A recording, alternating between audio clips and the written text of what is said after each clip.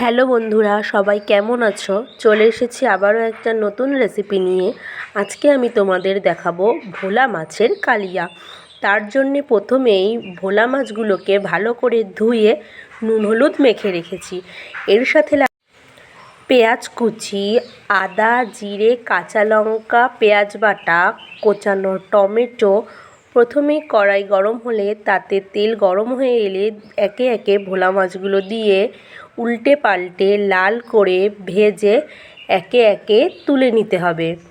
এরপর কড়াইতে তেল গরম হলে জিরে ফোড়ন দিয়ে দিতে হবে কোচানো পেঁয়াজগুলো।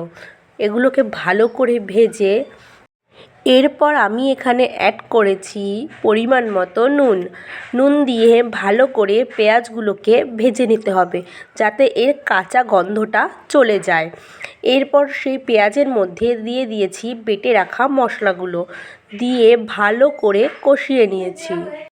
মশলাটা একটু নাড়িয়ে আমি এখানে দিয়ে দিয়েছি কেটে রাখা টমেটো কুচিগুলো।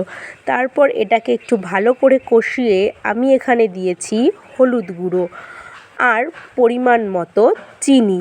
তারপরে আবারও ভালো করে মশলাটাকে কষিয়ে নিয়েছি। তোমরাও আমার মতো কে কে ভোলা মাছ খেতে ভালোবাসো আমাকে কমেন্ট করে জানিও। এরপর মশলাটা কষে এলে তার থেকে তেল ছাড়লে আমি এখানে দিয়েছি পরিমাণ মতো জল। তারপরে দিয়েছি একটু স্বাদ মতো নুন।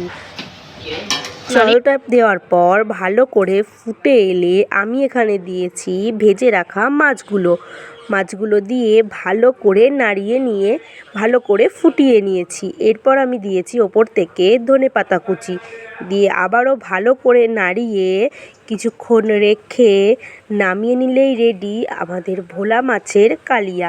আজকের রেসিপিটা অবশ্যই একবার ট্রাই করো। ভালো লাগলে একটা লাইক কমেন্ট করে দিও আর বন্ধুদের কাছে শেয়ার করে দিও। চ্যানেলে নতুন হলে চ্যানেলটা সাবস্ক্রাইব করে পাশে থেকো নতুন নতুন ভিডিও দেখার জন্য। দেখা হবে আবার কোনো ভিডিওতে।